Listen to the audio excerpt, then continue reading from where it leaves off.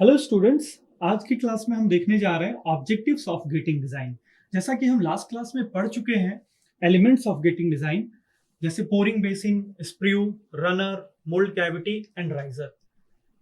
तो इस पूरे गेटिंग एलिमेंट्स का और इस पूरे गेटिंग डिजाइन का पर्पस क्या है, ऑब्जेक्टिव क्या है, हम इसको इस प्रकार से क्यों बनाते हैं।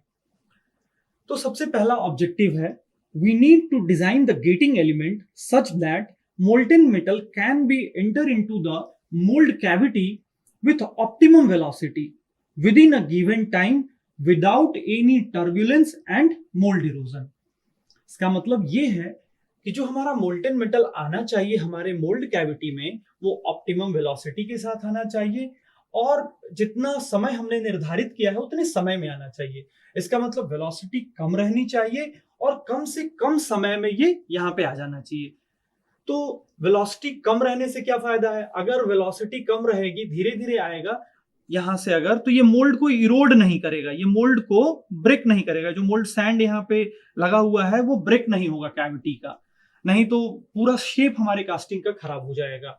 दूसरी चीज टर्बुलेंस, अगर अगर इसको यहां आने में अगर टर्बुलेंस क्रिएट हो गया है, अगर आने में टर्बुलेंस क्रिएट हो गया है तो यहाँ पे लो डेंसिटी रीजन्स बन जाएंगे। लो डेंसिटी रीजन्स के कारण वहां पे एयर पॉकेट्स डेवलप होंगे। एयर पॉकेट्स डेवलप होने के कारण जो लिक्विड है हमारा, जो मोल्टेन मेटल है, उसमें एयर डिजोल्व हो जाएगा। एयर डिजोल्व होने के कारण गैस डिफेक्ट्स बनेंगे लास्ट में। इसलिए हमारा पहला ऑब्जेक्टिव है कि जो मोल्टेन मेटल आए वो ऑप्टिमम वेलोसिटी के साथ आए और कम से कम समय में वो हमारे मोल्ड कैविटी को फिल कर दे विदाउट एनी टर्बुलेंस और विदाउट एनी मोल्ड इरोजन। कम से कम समय में क्यों हम मोल्ड कैविटी को फिल करना चाहते हैं, क्योंकि हम जानते हैं जैसे ही हमारा लिक्विड कूल होता है तो सॉलिडिफाई होता है। तो कई बार ऐसे चांसेस आते हैं कि मान लीजिए अगर वो देर से आ रहा है, लेट आ रहा है, अगर बहुत धीरे धीरे अगर फिल कर रहा है तो एक पर्टिकुलर एरिया सॉलिडिफाई हो जाएगा पहले ही।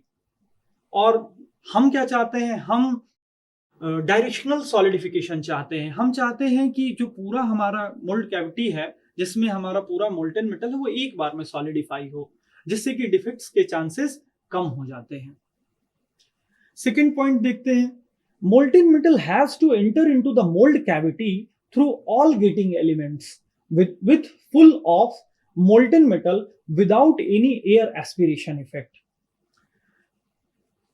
दूसरा ऑब्जेक्टिव ये है कि जब हमारा मोल्टेन मेटल हमारे गेटिंग एलिमेंट्स में से आए तो कोई भी गेटिंग एलिमेंट में ऐसा स्पेस ना हो, कोई भी गेटिंग एलिमेंट में ऐसा जगह ना हो जहां पे हमारा मोल्टेन मेटल फिल ना हो।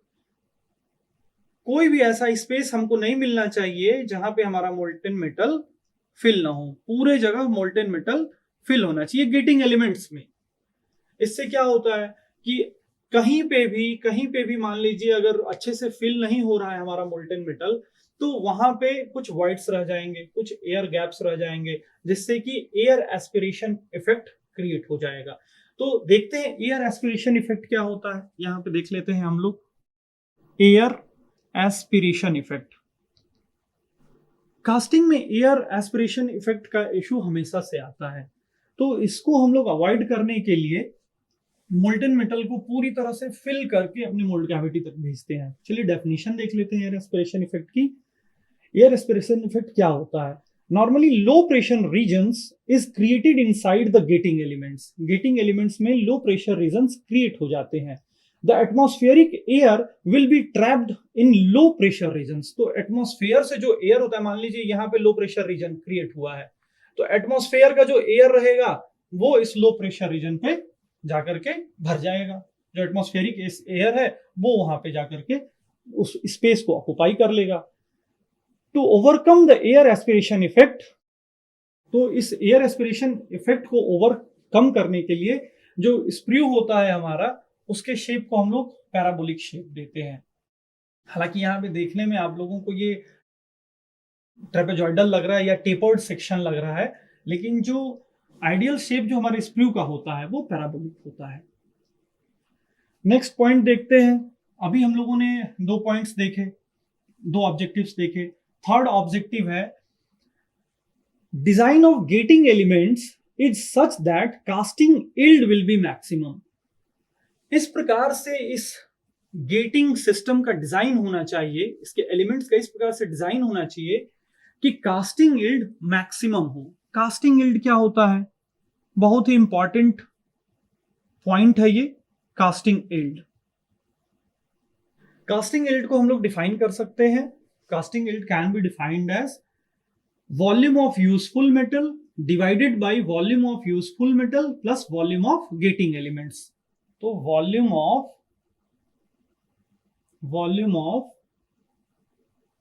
useful metals, volume of useful metal divided by same volume of useful metal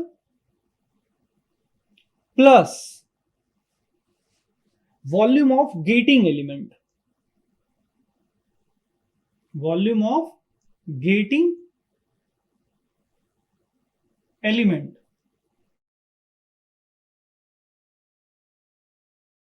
देखिए इसका इंपॉर्टेंस क्या है। हम लोग जो भी मोल्टेन मेटल अपने मोल्ड कैविटी में भेज रहे हैं, इंपॉर्टेंस किस चीज का? इंपॉर्टेंस केवल इस मोल्ड कैविटी का है। फाइनली अगर हम लोग देखें प्रोडक्ट के रूप में, अगर हम लोग देखें तो फाइनली यही कास्टिंग हमको मिलती है जो कि हमारा प्रोडक्ट होता है।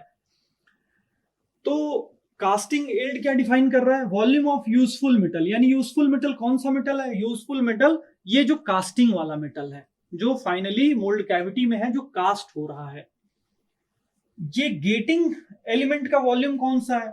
गेटिंग एलिमेंट का वॉल्यूम वो है जो यहां पे जो हमारा मोल्टेन मेटल आ रहा है, कुछ मोल्टेन मेटल यहां पे सॉलिडिफाई हो जा रहा है सरफेस पे, कुछ मोल्टेन मेटल यहां सॉलिडिफाई हो जा रहा है सरफेस पे, कुछ मोल्टेन मेटल इस रनर में सॉलिडिफाई हो जा रहा है सरफेस पे, कुछ मोल्टेन मेटल हमारे राइजर में ऊपर जाकर के सॉलिडिफाई हो जा रहा है। तो ये वाला जो मोल्टेन मेटल है ये कहलाता है volume of getting element.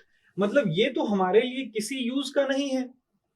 Input के फॉर्म में तो हमें ज्यादा मेटल लेना पड़ेगा। मान लीजिए हमारे कास्टिंग का डायमेंशन इतना था, लेकिन हमें एक्चुअलिटी में इस डायमेंशन से ज्यादा वॉल्यूम के मेटल को मेल्ट करना पड़ेगा, क्योंकि हमें पता है अगर मान लीजिए हमने एग्जैक्टली इसी साइज का वॉल्यूम हमने मोल्टेन मेटल का लेकर के मेल्ट कराया, तो क्या होगा? फाइनली ये पूरा हमारा जो मोल्ड कैविटी है वो फिल ही नहीं हो पाएगा, इतना सेक्शन खाली बच जाएगा। क्यों? क्योंकि बहुत सारा जो मेटल था वो सॉलिडिफाई हो गया सरफेस पे, राइजर तक पहुंचने की नौबत ही नहीं आएगी। तो इस वजह से ये कास्टिंग यील्ड बहुत इंपॉर्टेंट है। तो क्या होना चाहिए casting yield? Casting yield high होना चाहिए। कास्टिंग यील्ड क्या होना चाहिए? हाई होना चाहिए। देखिए कैसे समझते हैं इसको। CY casting yield, volume of useful metal का मतलब होता है वॉल्यूम ऑफ कास्टिंग, जो हमारा कास्टिंग का वॉल्यूम होगा, divided by volume of casting plus volume of GE getting element, volume of getting element. तो अब देखिए ये जो गेटिंग एलिमेंट्स में ये जो मेटल्स यहाँ पे सॉलिडिफाई हुए हैं, ये क्या होना चाहिए? ये कम होना चाहिए।